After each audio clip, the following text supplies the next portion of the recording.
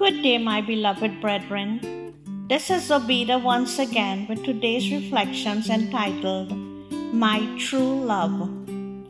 Many years ago, when I was a teenager, my mother owned a business that was divided and operated in three parts.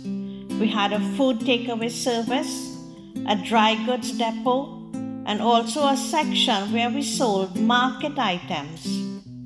Though I was so young, I never slept past 4 a.m. since I would have to be at the business by 5:30 a.m.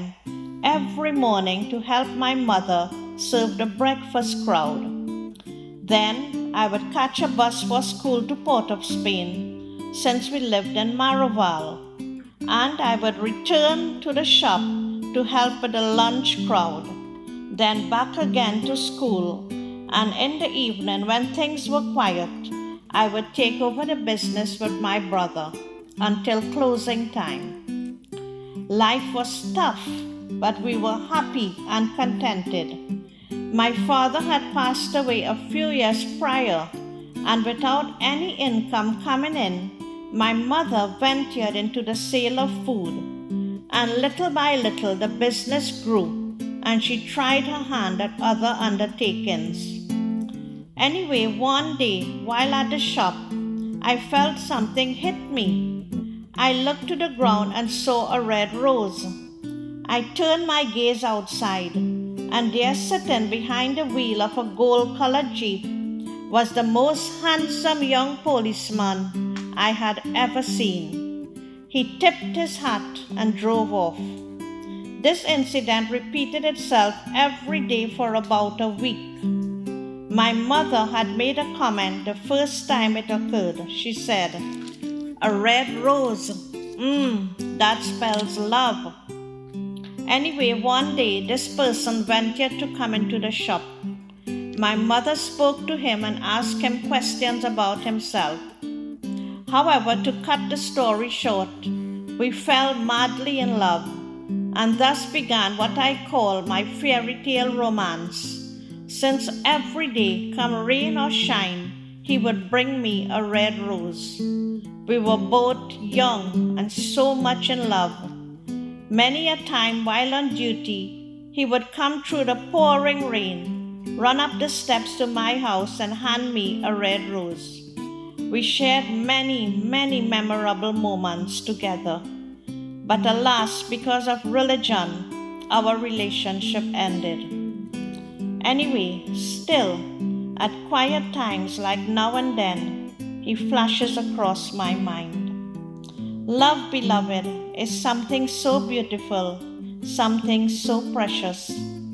This was my first love, and I thought I would never be able to love this way again. But a few years later, I found out what true love is all about when I encountered love in itself. To whom can you compare love with? Beloved, I found the answer to this question in my early 20s when I encountered the love of my lifetime, my true love. I was so young and the mother of 3 small children.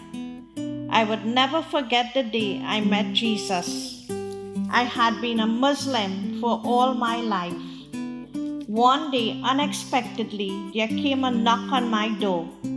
I opened and there stood 2 beautiful souls holding Bibles in their hands. Very reluctantly, I let them in, and thus began the most fascinating journey I could ever imagine. From that moment on, as I began to study God's Word, as I opened my heart and my mind to the Holy Scriptures, my life has never been the same again. I remember the day I asked a brother this question: why do people call Jesus God when he is only the Son of God? He turned to me and said, "But he is Zob, he is." At that moment, beloved, I felt something move deep down in my heart, and I believed with every fiber in my being what I had just heard. Love, beloved, is not man-made. It comes from God, born of God. Jesus is love. He is true love. True love is sacrificial love. To be able to love the unlovable, to weep with those who weep, to mourn with those who mourn. Jesus did not die for us because he felt like it. Why? He even asked the Father to let it pass from him. But he also said to the Father, "Not my will, but your will be done." You see, love without action is really no love. As it is said, you cannot love without giving. And Jesus gave it all. He gave his blood to the last drop, his very life. If that is not love to the maximum, then I don't know what love is. Beloved, do you have a personal relationship with Jesus? Do you know beyond the shadow of a doubt that you are going to heaven? You cannot stand before God and be unsure of your salvation. What people may say or think about you doesn't matter. What God thinks is what matters. Do you love God with all your heart, your mind, your soul, and your strength? Do you love Him for 100,000 reasons?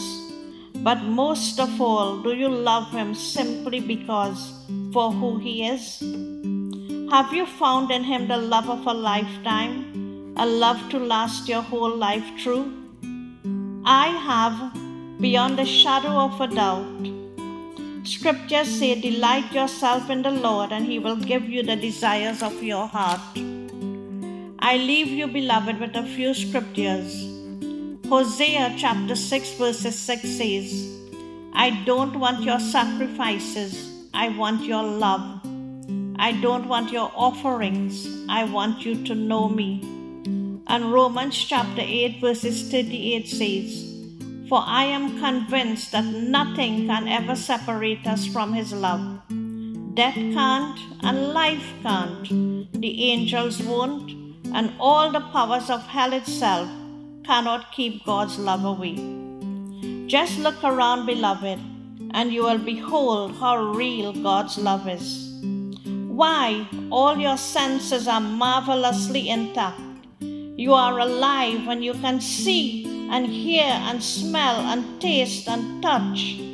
So wonderful is the love of God, and so graciously bestowed on each one of us. And so, my beloved brethren, may God bless you today, and do have a beautiful Spirit-filled day.